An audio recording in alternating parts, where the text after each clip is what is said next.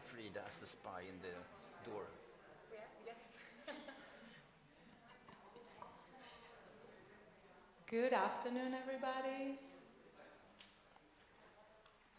Thanks for being with us today. I'm Virginia. I'm overseeing the news partnership for Facebook in Italy. And before introducing our two amazing guests, just a few words about the session.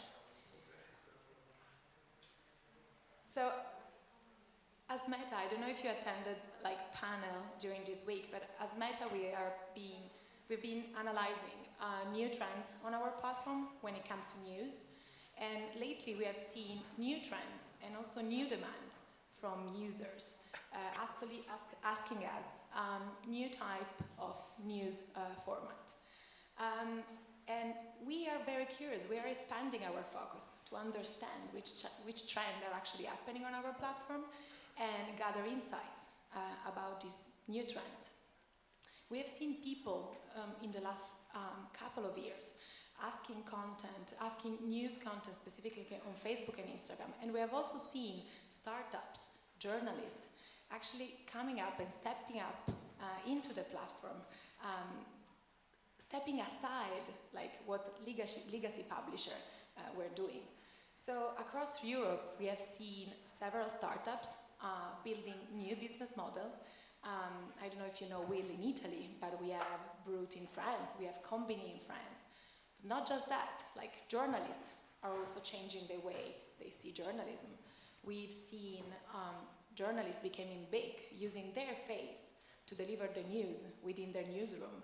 But we've also seen journalists leaving the legacy publisher world to build a personal style and personal brand to actually deliver the news. And we've seen also newsroom readapting to this change, hiring, for example, not just journalists, but expert that could be not 100% journalists, they can be podcaster, they could be curator. So we're really interested in knowing all this trend and also understanding which are the business model, the new business model that can actually sustain this new different way of doing news. So we have seen newsletter, we have seen podcast, and we are very curious to understand which other way can develop in the future to monetize this type of new content. But without further ado, I'm honored to have here with us two very well-known public figures that are at the center of this shift and this change of news on our platform. So Mia Ceran and Per Grankvist. So they're both coming from old and traditional media, and they both have a traditional media background, but they are actually experienced firsthand what this change on our platform means. So I let them introduce themselves very quickly, and then we can I can ask you a few questions. So I will start with Mia. Okay. Hello, everybody. Should I push something? Yeah, okay. Not a good start for a journalist, I couldn't turn on the mic, but I'm Mia Ceran. I am a journalist, I'm a TV host, and a podcaster, not necessarily in this order. It all happened in an unexpected way. I have started working as an intern at CNN in the Rome office when I was 20 years old. And then lots of things happened in the path of this journalistic profession that I started. Also, I was somehow derailed to entertainment and hosting entertainment shows on Italian television. But the passion for news stuck, and I recently found in podcasts a very good way of expressing this passion. I would say that the audiences that I'm talking to are also quite different, but we'll get into that. Am I too long? Was the intro supposed to be shorter? And okay. The voice of Mia Ceran is becoming it's becoming symbolic. I don't know if you know, but ciao sono Mia Ceran, with her actually pronunciation, it's becoming symbolic for all the people listening to the Essential podcast. So, but yeah, I'm very honored to be here, and I think that how news is changing and how journalists are becoming the face through digital media and podcasts, and not only of this new wave of how this profession is delivered, is a very interesting topic. So, Per. Let's see if we can get this going. Yes, seems like it. I'm Per Grankvist, honored to be here. I started out as a journalist. I did blogging, and then blogging was a cool thing. That's how old I am.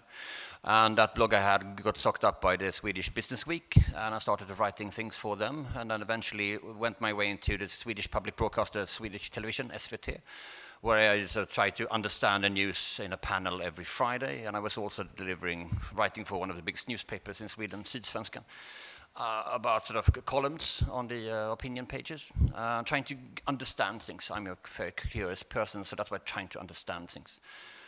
But after a while, I got slightly fed up, or really fed up, with editors who wanted me to do hot takes all the time. And I was on the Swedish television the day after the terror attack in the Bataclan in Paris. And the other people on the panel, they had hot takes. This is I think like, I just been there. I just came in half an hour early and find out what happened. And I have no fucking idea what I should say about this. And I got all the love from the audience, because that's what the general feeling. How can you understand something so early?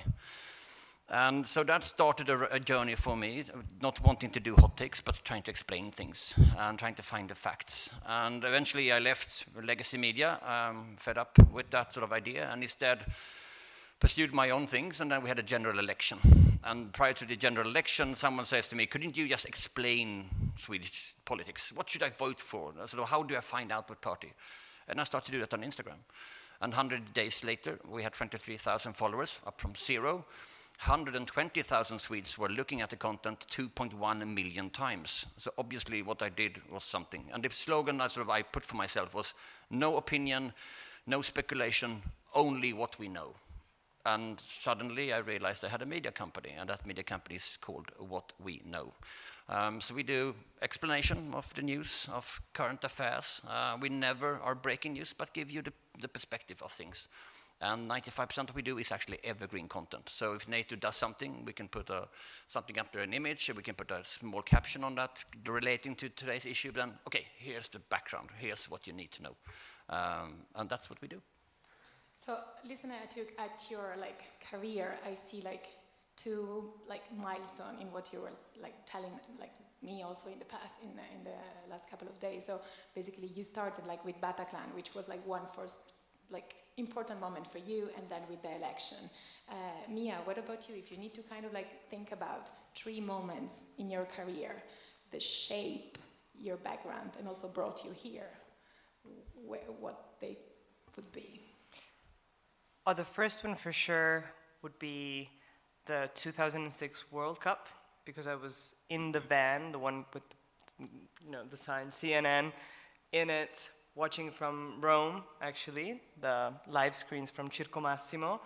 And I remember that I was trying to communicate with Atlanta for the signal and everything, for the international feedback that was in my ears, and the van was shaking. And then when we went outside for the stand-up of the journalist, he was literally taken away by the people and the fans who were excited. And I remember this feeling of being in the middle of things, being shaken by things as they happen, trying to keep your calm, but also really trying to get your energy from the adrenaline that was around you, kind of having the feeling that you really want it to be there and you really want it to be able to convey something. And I remember thinking, how can I deliver this to someone who is in Atlanta or somewhere else so that they can really feel this energy? So it's definitely about content and knowledge, but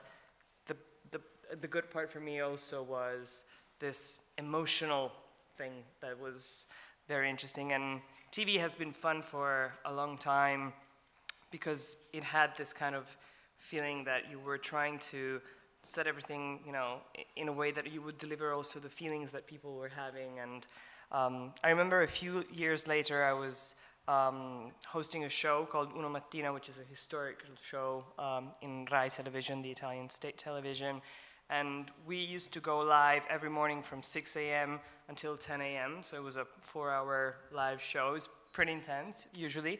But I remember the day that we all woke up because an earthquake in central Italy had struck. So we all woke up and it was more or less 3 in the morning, and without even calling each other, we basically flocked to the studio and we were all trying to prepare something, and we were supposed to understand what was happening without being there, with obviously people being there, but in a TV studio, trying to say how many people, were wounded or killed. And you knew, since we were on Rai Uno, which is generally the channel that everybody needs to go to when something huge happens, they flock to Rai Uno for some reason. This is like considered in traditional media the safe, haven where people go to for information.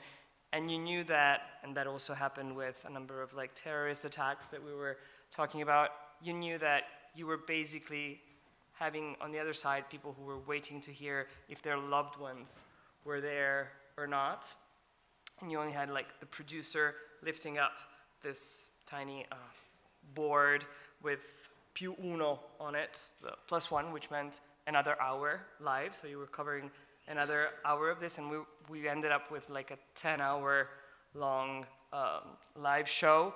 And I came out, I was shaking, so I realized this other kind of adrenaline that I had while reporting in a way, but even though I wasn't reporting from the scene, was also another kind of very different, obviously, energy. But it was one of those moments where news really made me feel that I was connected somehow to someone. So the first one was definitely a moment where the connection was one of excitement, one that was positive, and whereas the second was more of a dramatic one, obviously. And in the work that I do every day today, the podcast that I host with, produced by Will Media, which many of you may know, is a 5-minute podcast. So I have 5 minutes every day, and I usually convey 1 or 2 selected news from Italy and from the world. And the attempt there is, in a way, I was relating to what you were saying, Par, because what we try is to give a little background. Let's say you are starting to watch your TV series, or maybe it's a series that you haven't seen before. There's like a prior season, and on Netflix or Amazon you would get the, you have the little skip intro, because you get those 30 seconds perhaps of summary. This is what we try to do before we convey the daily news. So this is what happened today, but this is in a very, very condensed way what happened in all of the prior seasons. And this was a need mainly focused at trying to connect with those people who would like to be informed, but who were lacking the prior seasons. And what was very interesting to find out was that after a few months, the first few months, we had a very, very big response, and all of the people who are mainly in a target from 18 to 35, now the editor-in-chief of Will Media is here, is that correct? Okay, thank you. They were writing to us. They were writing to me in direct messages in Instagram or to Will Media, and they were asking for either another topic that they would like covered, commenting. So, and this is something that I had missed, having worked for TV for 10 years. You kind of lose that direct contact. So I would say that what The Essential is today, for instance, is also a product of this feedback that we have with. So again, the connection is something that really made me feel that the work was going somewhere, because we have a connection with a certain audience that really likes to interact with us. And actually, yes, this understanding that we were getting somewhere for an audience that perhaps, wasn't really interested in buying a newspaper or turning on a newscast. This was one of those moments that really, I think, are career defining as well. I think there's something you're touching on there that it sort of unifies all these startups, as you explained, the new wave of media companies in Europe that is emerging on Instagram and Facebook and primarily. It's sort of the focus on the user, because the platforms are user-centric. So we get something, as we talked about, it's about being useful, not unuseful. I don't care what happened just because there's a bunch of other media companies covering that already. But what is useful? And we always try to get people the aha moments. And the aha moments could be sort of the background of what's happening now, or the fact that there's cold outside, and there's ducks standing on ice. Why on earth aren't they freezing their feet? It's because they don't have muscles, they don't have blood going down, they have a smart system. Aha, you say, exactly. So that's about going for the usability. So, okay, I get something. And sometimes we can even make people laugh. And something I learned early on is if you can get someone to laugh, you can then sort of slide in a little fact in their mouth where the mouth is open. So I think that's sort of the usability rather than the newsability is something I see reflected in Will, in Torcha, in all these news organizations that now is merging. Absolutely, and you mentioned, I mean, you two have different like profiles, so I think like while like Mia was speaking about like being the voice of like a podcast, or being like the one that actually curate the selection of the 5 news selected for the essential, you actually build a company out of like your kind of willingness to share news. And so she mentioned it, she touched upon like the community, so kind of like be connected with the community in terms of like sharing the content to them, but also like hearing back and listen to them. Which are 3 things that you think social media have helped you building your company, but also like your path up until now? I think it's sort of similar. I mean, first of all, I think there's a great misconception in the legacy media industry that social media or social channels are channels for distribution. It's not. It's the social that's important, not channel or media. And so you have to have an interaction. Someone will tell you that you have got the facts wrong, or someone will say, we didn't need to know this. We also get a bunch of DMs. Can you explain this? I hear this now in the news. Can you explain that? Or sort of. And then being able to respond to all the DMs and comments and all that, it takes some time, but that's what builds an audience. In the social media, we have to be more social. We have to be social in the way we structure things, the way the language it needs to be social and conversational, but it should not be sort of a baseball cap back and front, hello, fellow kids. That's not at all what I'm talking about, because you have to have we are media, we have respect, we have tie, and we look middle-aged and whatnot. But it has to be that sort of seriosity, but at the same time having a conversation. And then it lends itself to what I heard when I was on legacy media, that I had the ability to take safely, okay, Mia, take my hand, I'll show you something, it'll be fun. And then you'll go, aha, and then case closed.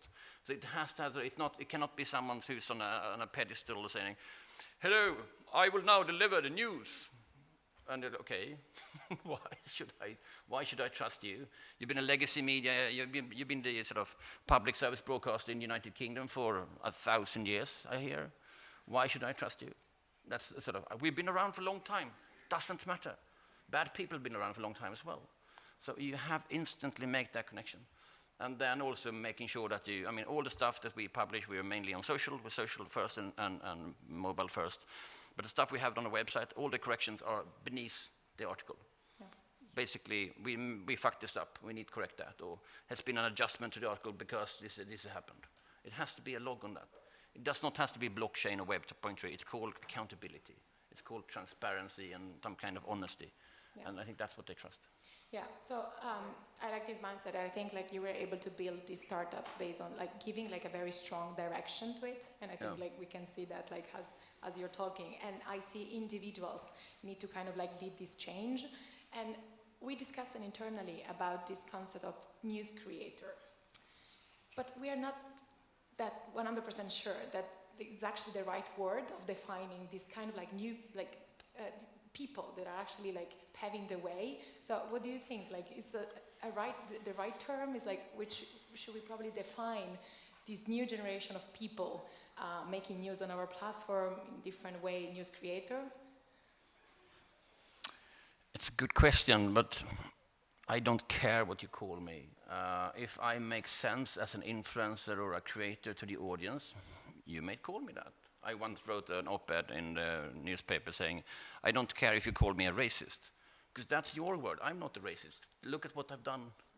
We should be looking at people, what they do instead. And if I fit into that category, fine. That will not sort of influence what I do. I need to know the craft. Do your job. That's the most important thing of being a journalist. And if you call me something else, or if I fit into another category, then that's fine. But I think that's also the explanation why a lot of new news creators with a non-journalistic background also emerges, because they actually do the journalism craft without being educated. I have no education in journalism, by the way. I just know how to tell stories in a way that make people go, aha. And that seemed to be enough. So I think it's super interesting. And what about you, Mia? What do you think? I think there's a key issue here in the transition from the traditional media to the new media, and it's about accountability, about trust. And I do not think, I agree with Bart, it is not linked to the definition that we give out, because if I tend to come to you for informational content, for news content, it doesn't really matter how you define yourself or what you've studied, as long as you are transparent, as long as in the process I have the feeling that if you make a mistake, you will correct it. It happened to me a couple of times, and I corrected right away the next again day. Also, often it was the audience. I mean, I could, in my podcast, one day talk about Sri Lanka and the next one about Peru. So it's obvious that you're not going to know everything about the subject. You try, obviously, to select the best sources you can, to read the most that you can about a subject, but you will occasionally perhaps fail. Obviously, it shouldn't be something too serious. The community will notice that, and this is part of your record. So as long as we all have a transparent record online, I think this is very important in establishing this trust relationship that is needed with whom is listening to you. The definition is only partially relevant. We have seen it for a few years now. In Italy, we have the Ordine dei Giornalisti, the journalistic association with its rules and everything.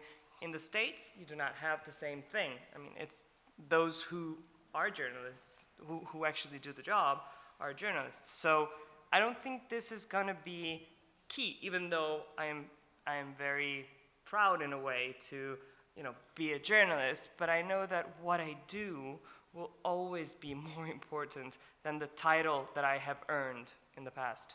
Yeah, and I agree. I just think that maybe from a market perspective and also from a company perspective, such as Meta, definition can be important, can be relevant to acknowledge the fact that something is changing. So even if you're not a journalist, but you're creating news content, and actually you can gain trust of people. They're people saying you're not a journalist, you're not worthy of my trust is actually not fair. So from a market perspective, I totally 100% agree. From an individual's perspective, I don't care about the definition, I don't care how you call me, I want to do my job. From a market perspective and also from a framework perspective, I think it's useful to acknowledge the fact that even people, not journalists, maybe expert, maybe knowledge creator, knowledge influencers, are actually worth the trust of users. Just one thing in addition, it's also in new media, I believe, way easier to lose trust compared to when you belong to traditional media and you are more protected in a way. Because in new media you are very exposed, and this relationship with the community, which is the richness of this, is at the same time, it can backfire. I mean, if it's perceived as a breach of trust, obviously. So there's also something about staying on your course for the past month. Obviously, the war has been strange in many ways and sort of changed the way we work in general. And we gained more followers in the past months than any other media company in Sweden. So that was fantastically interesting to see that they actually are looking for the facts and not speculations and all that. But at the same time, we got some criticism for we sometimes show sort of the images of dead people. We don't show their faces. We are trying to be respectful as well. But some said, no, I need trigger warnings. And we're like, actually, the world is confusing. War is not pleasant. Ukraine did not get a trigger warning. So why should you get it? We make journalistic decisions on what to publish, and we will definitely push you out to boundaries. We are here to teach you new things. And if sort of an image is in your face too much, maybe that will get you to think. We are very careful, and we try not to do it too much, of course.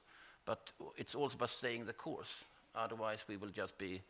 We are very data-driven, but we are also journalistically driven. The editorial understanding. Data-driven, journalistic-driven. Are you also community-driven? I mean, you probably mentioned that you already say that, but how the community is also shaping the strategy and the content you're posting. If there are specific ways through which you do that, you basically implement the community feedback or reading the data of your community. I should say no, actually. We have to understand what the community needs, not what they want, because they want cat videos. And so it's, but at the same time, we make sure that our coverage from Ukraine, for example, isn't only dark. So this morning we published images of a wedding that was happening yesterday in Kiev. And that got because people need to have a bit of hope. Late at night, they need hope. They need to be able to get hope before they go to sleep. And in the morning, there might be also something brighter. But not all days, but you need to get that balance.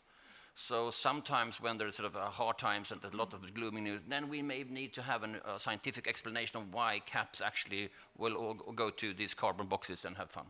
Because there's a science behind it, of course. And here's what we know. So there's that balance. I have to understand what they need, but not what they want. Because then I will jump on sort of, we need this to be explained.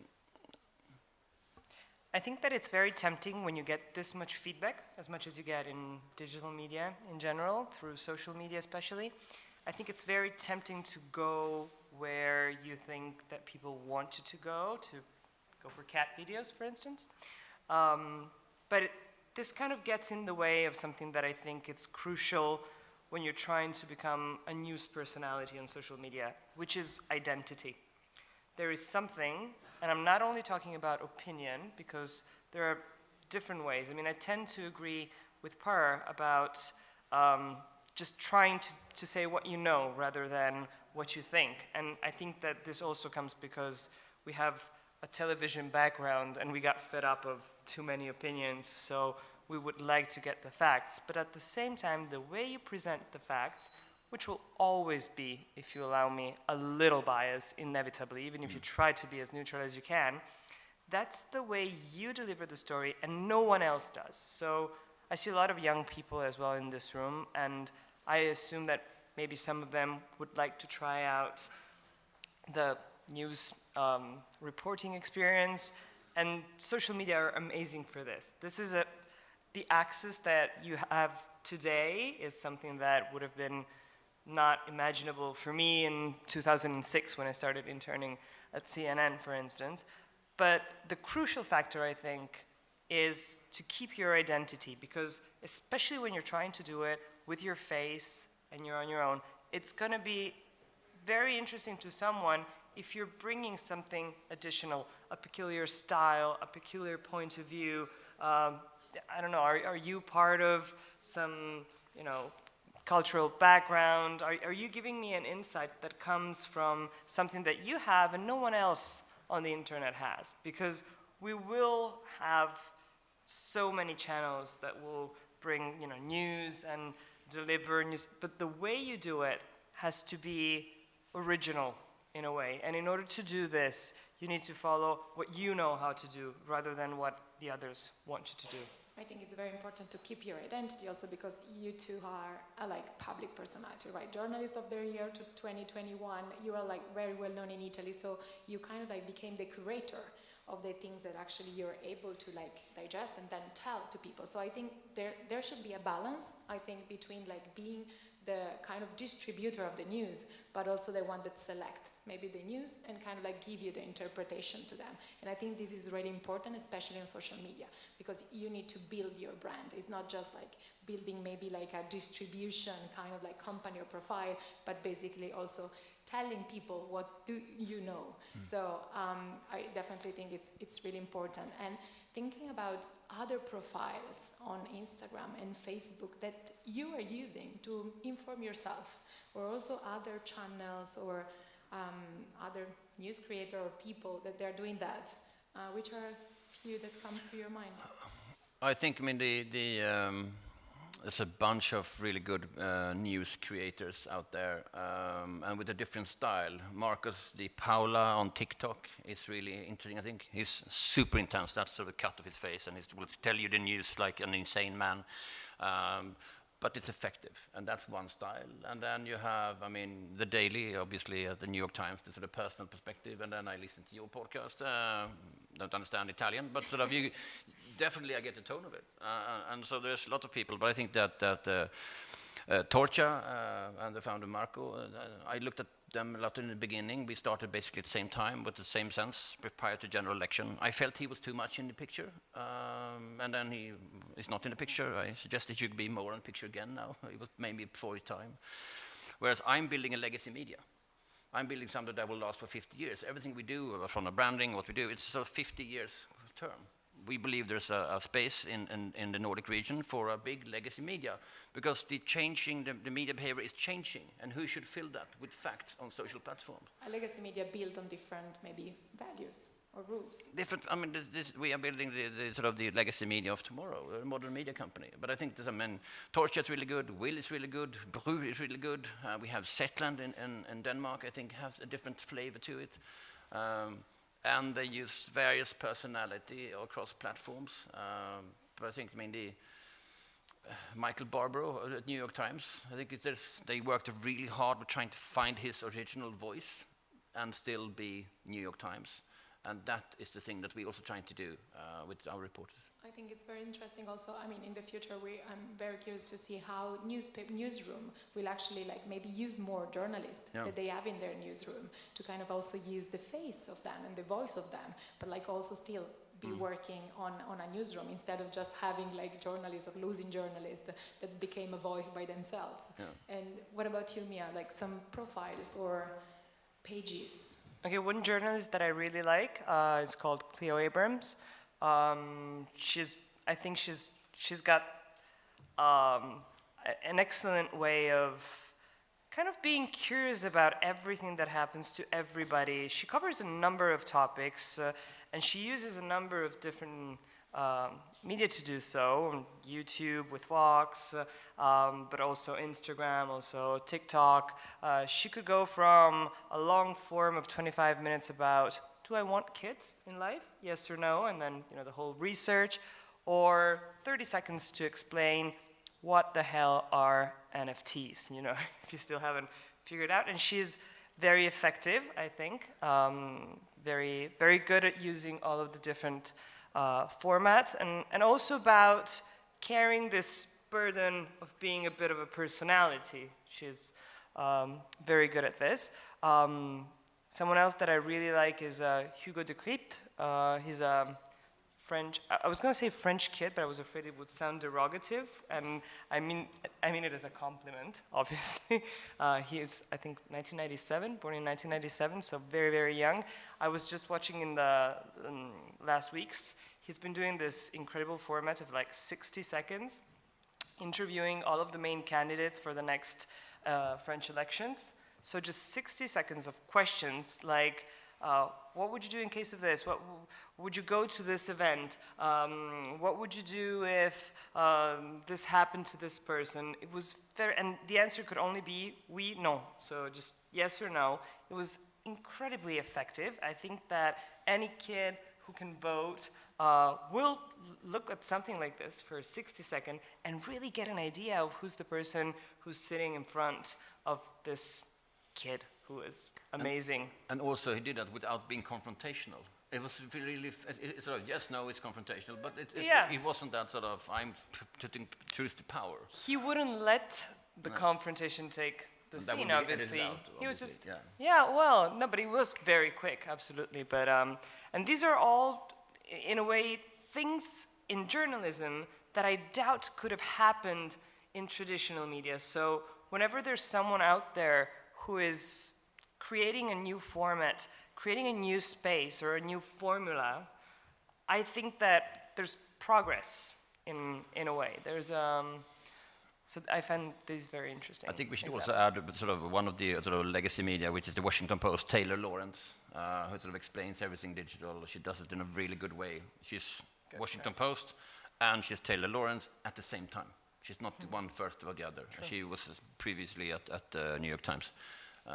I think that's the way she does it. She's completely fluent in all the platforms, and it feels original, but it's still never. It's the highest quality journalism you can imagine. I think that's a really good mix of it. Yeah, and I think all these people have like, you two also have like this entrepreneurial spirit, like see, like also looking forward to see like pushing like boundaries that they are not written, like they are not like maybe like stable, they need to be improved. And I know there are like a lot of students like here in Perugia, but like in general, like that wants to pursue a career in journalism, right? But we do have like sometimes standard path. And like sometimes it's difficult to be exposed to different other paths. So what would you say maybe to them? Like kind of like they're like they want to be part of the future of the news, but like they see like in front of them just like maybe some standard path. Should I go first? Yeah. Well, as I was saying before, I am excited for those who are starting out right now, because there's really plenty of possibilities, and you shouldn't necessarily follow a path. Actually, if you identify something that makes you diverse, and I'm back on the topic of identity, which I know getting boring, but I truly believe in this. What really makes you different from the other ones? What makes you stand out? The one thing that you were mocked for during the high school years, the one thing that you were trying to hide is perhaps your greatest strength, something that makes you really different. And thinking in a different way, and then using social media, for instance, but also podcasting is such an easy access tool. It's something that's so cheap to produce, and just getting out there is so easy. And also being able, rather than when I was 19, I had to bring a CV, and what's your CV like when you're 19? There's nothing on it, just made up stuff. But right now you can be 20 and bring something like your own podcast for someone to listen, a few minutes of sample work that you can show to someone. So since one of the rules in traditional media, or at least in television, is don't tell, show. So show, don't tell. And this is the best thing you can do right now. You can create your own little newsroom, and it doesn't even have to look like a newsroom, because it's probably wrong to make it look like a newsroom. So be creative. Only the traditional laws, I would say, and I believe Par agrees with me, apply. So check your sources, be accurate, and be precise. So and be transparent. And be curious. I mean, even if you're not a journalist, maybe you will be able to deliver news on a specific topic. So even like an expert can become someone that is actually delivering the news. So not just a journalist can do that, but someone that knows the topic, like in a deep way. As long as you're transparent. So don't pretend to be a journalist if you're not, because no one cares. Just be yourself and say what you know. And building on what you say, Mia, I think that sort of showing passion is the number one thing. Nerds are always interesting. Because they're so passionate about if it's bees or if it's programming and whatnot, they're always interesting. So you have to start with your own passion and find that. And you have to be curious. If you're not curious, you should not be a journalist. Go be a lawyer. This is not Not even lawyers should be curious. Come on. But they don't need to be. And Are you sure? And I have yet to met one. So this is sort of my facts. But I think that you need to have curiosity, and you have to show your passion, whatever that be, and then try to be an expert on that field, and then by showing curiosity. I think that sort of the will model of we should not hire journalists, we should have experts, and some of our experts may be journalists. I think that's the right way to go. But then if you have passion, then you need to know the craft. When I stepped on my first day at the Business Week in Sweden, I had a grumpy old editor who said to me the first time, "Hello, I've been journalist in 1974. How long have you been journalist?" And I was so taken aback by this, and it was so strange, so I said, Just a follow-up question, have you been a good journalist or a bad journalist in 74? Because that will be a part of my evaluation of you. I didn't say, you had the comeback, or you thought about this later? No, I had a comeback. Wow. And of course she hated me instantly and continued to do for 4 or 5 years. So I never got to get printed, I only had to do on the web stuff. Thanks her. But I think, but then you need to know your craft. You need to know how to check sources. You need to know how to do interviews. You need to know that. And you will fail a couple of times. Don't worry, be crappy, launch and learn, the Silicon Valley way. But eventually you need to know that. And the market needs to help. Yeah. Because again, I think like prejudice of like you're not a journalist, or like you've been journalist just for 2 years and you're not worth it of being print, doesn't make any sense. So even the market needs to change. So entrepreneurial mindset needs to kind of like be also supported and sustained. And look at all the big YouTubers in science, if it's Mark Rober, for example, or Science Girl. They started really small with one specific topic and then they broadened because they got good at that, and then they broadened. Simone Giertz is a favorite of mine. I mean, she created bad robots, and then she realized, want to create other things. But the curiosity stands. You want to be you want to sort of be on the shoulder of that personality and understand what they see.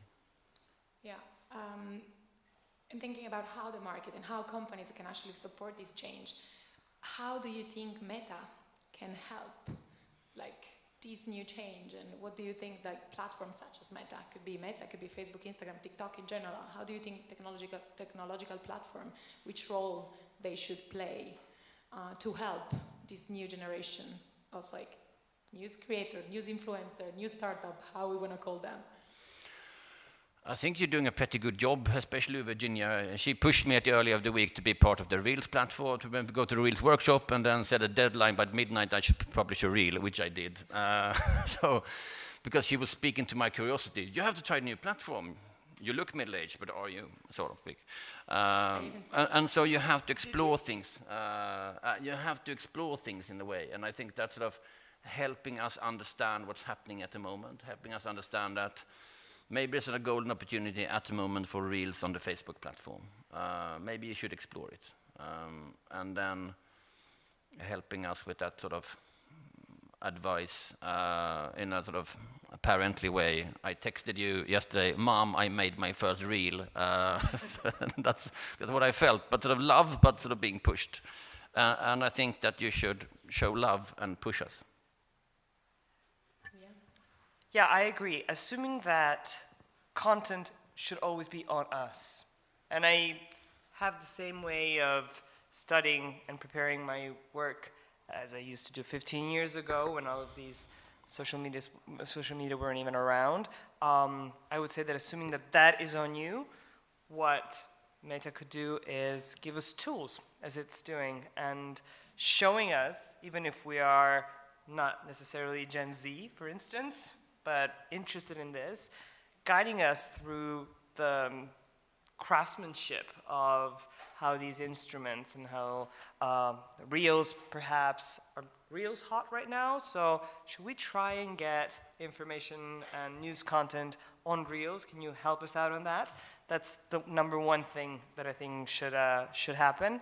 And the other one is, and I know this is a huge task, keeping the environment a safe one, a clean one. And I know this is something that you're working on, and it's probably the hardest part of your job, but trying to avoid, the spreading of untruthful information, all of that should be something that helps the community of those who are trying to put good work out there.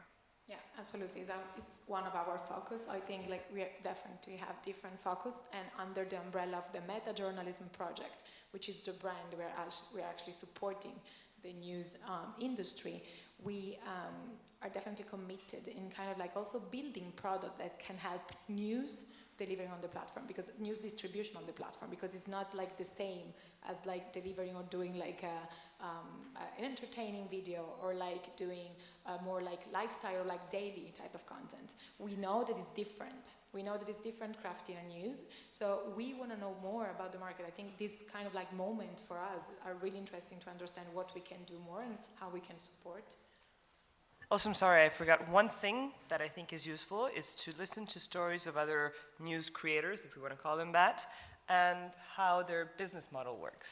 Because one of the questions that people ask often is, yeah, okay, I may be very good, I may be able to create content and put it out there, but who's going to pay me for it? So there's plenty of stories of success and of new business models that are working, that do not impair what you're doing, that do not, necessarily create a conflict between the fact that you're trying to put news content out there.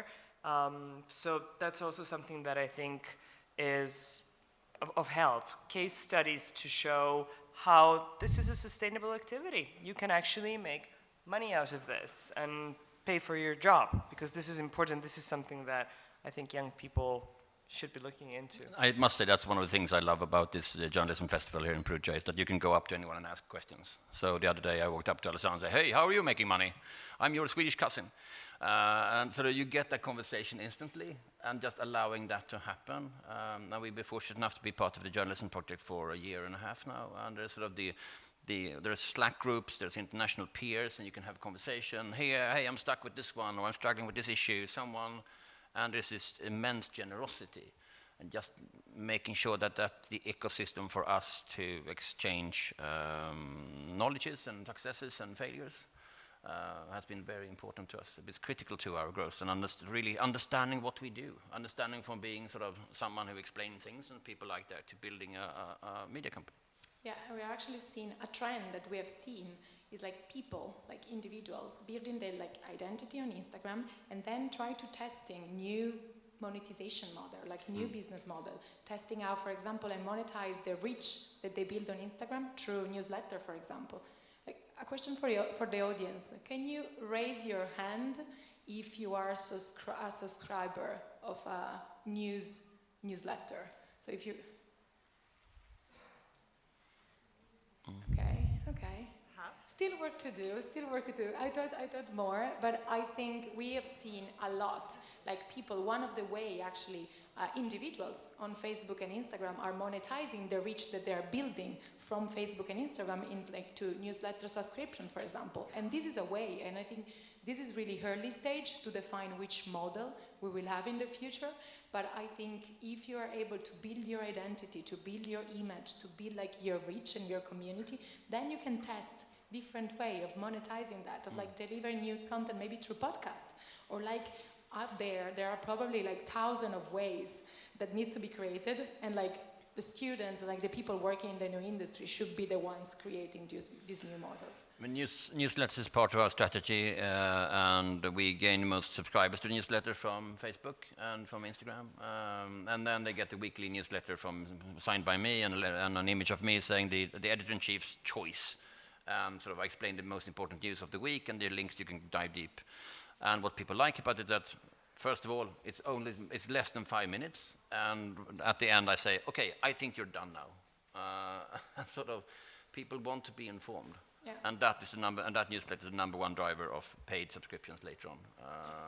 And we were trying to do sort of Facebook and then drive to the traffic to the site, and then trying to convert, and it was all really messy until we started with.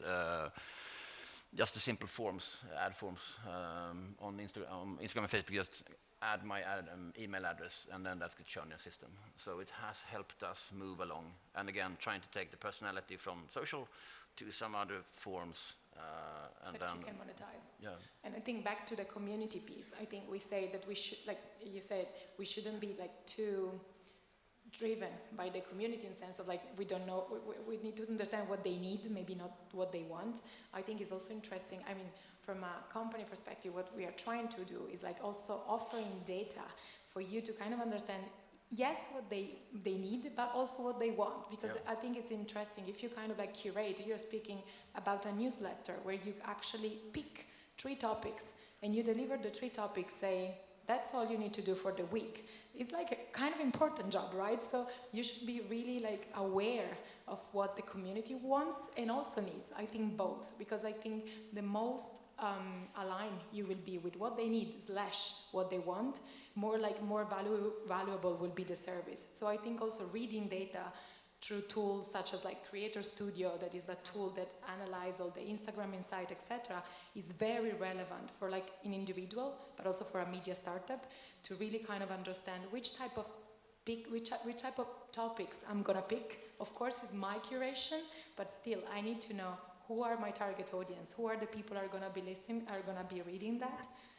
Or for instance, you can use it to expand on the audience you still do not have, for instance.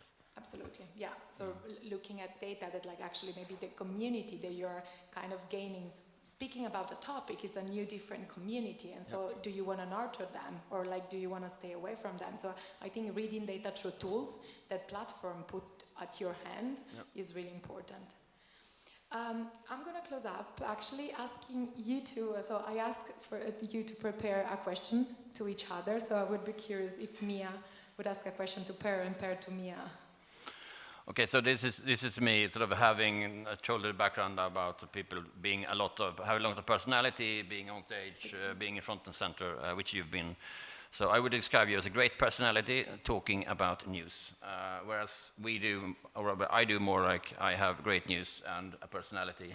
So how do you match how much personality you put into it when you deliver the news in the podcast or when you emerge as a public figure? Per, can you repeat the question in the microphone? I think. Sorry. She's got a great personality talking about news. I've got, coming from a different perspective, have a great news and a personality. I don't want to be as much front and center, have some shared away from that. And now, more and more in the social media, you want the face, you want the platform. How have you sort of thought about that? I'm kind of confused about this, and I have to say that I haven't put much thought or a strategy into this, but I have a mixed use of my social media. Yeah. So I tend to use both personal content, public figure content, but I would also, in the stories talk about, hey, this is what's in my podcast this morning. So I tend to mix the two because I truly believe that if you're on social media, you should try to be as open and natural as possible. So people will perhaps take, a part of what is your private life as well, some of your work content. We are all more than one thing. We are all more than, So if you're doing your job as a journalist or as a news creator with your face, I think it's fair enough if you show other sides as well. And obviously be open to criticism, any kind of comment, because this is also what happens in social media, but I think it's kind of a full disclosure somehow and it's not necessarily a choice. Perhaps if I had started podcasting before television, maybe I wouldn't even bother to, show my face around. But I haven't really got a strategy for this, so I don't know if you're satisfied with my answer. Well, I think that there is a strategy not to be a media personality, but to be a personality. Yeah, I guess so. It's kind of how it started, and it's one of the few things that I've kept from the old world, in a way. I think it's definitely if it's there, if like your brand is an asset, if you use that like to deliver the news or like to select the news, I think it's helping. We'll see how it works out with my reels now. Now, I have a question for you. It might sound a bit annoying, but I only thought to get your answer because it's something that I ask myself as well. Don't you ever feel old for social media? Basically, when I am, yes, some of the questions, especially if you're on Snap. I hate the user interface on Snap, and also on TikTok. And so, starting on TikTok, I think that was something we struggled with. And then I realized that my greatest asset is that I'm not young on TikTok, so I will be in shirt and tie on TikTok, which is, it blows people's minds. Not only my high age, but the fact that you have a tie on TikTok, I think. So you have to own your personality or to sort of realize this is what I have to work with. And then. But I wasn't meaning, obviously, because as we mentioned before, identity is key. So I love that you're different. What I was thinking is, first we had Instagram television and posts and then stories, and you had to learn how to make reels now. And I find this very fatiguing, and I'm 35, so this was my question. No, but I think I see your question. I think what I try to sort of go back to is, okay, what do I bring to the table? I'm fairly curious. I have the capacity to explain things to people, so that's when on my personal feeds, there's always like I snap things or I sort of do the stories. It's about someone sitting on my shoulder, and I have the privilege of being a large number of very strange situations, and so I will bring people along, and they will. It's a basic promise. Hold my hand. It will be fun. That's sort of the basic promise, and that's what I'm trying to keep. And so the first things we did on TikTok was not good, because I tried to be TikTok. And I think sort of it's the curiosity that... Were you dancing? No, I wasn't that desperate to break on TikTok. But I mean, I have my sort of, I'm blessed and cursed with the ability to be interested in almost anything. So that's what I try to bring to the table, even though it's on any new social platform. And I think there are different profiles and different people that should have their kind of like mission to like follow this type of news content. Like, for example, a person like you, kind of like with the knowledge and like a background in traditional media and such like an expertise there, like adopting a new language to kind of like connect with people that demand news. But also I think, and this is one type of like maybe person, individual that are shaping the news, and on the other hand are people that are actually growing now, that they are born in now. So they're born with the language. Maybe they don't have the expertise, but they're born with the language on Instagram, on Facebook. So I think there are two kind of like categories that have their kind of like, they should have the mission to bring and expose young generation to news. Yeah, and you also have to sort of live your values. I read books, I have to consume content, so I cannot have shiny costumes. I need to have absorbing materials, absorb things. I have to show books, I have to show that I go to the theater. That's something that's important, but that brings credibility, and I do. It's not just for show. But if you follow someone on Instagram who tends to say they're an expert and they never read books, unfollow. They're lying to you. If they never show they sort of absorbs anything from the outside world. They're just pricks on Instagram. They're not experts. Yeah, do you want to have something there? No, I think pricks and expert is a good closing. We can close with that. We do have a no Q&A policy. I mean, if like you can show the slide, there is like a QR code where you can actually ask question if you're interested. I mean, if there are like some pressing question, we can maybe do like an exception here. Breaking the censorship. it's not our policy. It's like the festival policy, no Q&A. So if there are like some question, like pressing one, or like something that you would like to ask now, take the chance. Otherwise, if you can show on video, please, the QR code. La regia. Anyway, you will find us on social media. Send a DM. Yeah.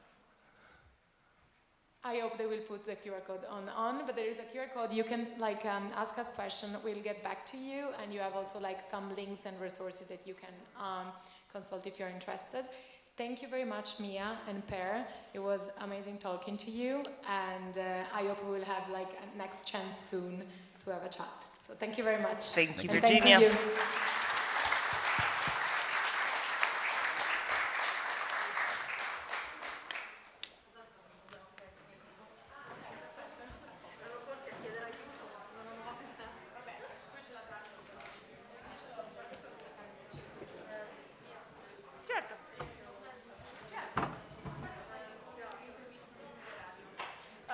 Sì, io ho la macchina proprio che devo scappare, è una cosa veloce?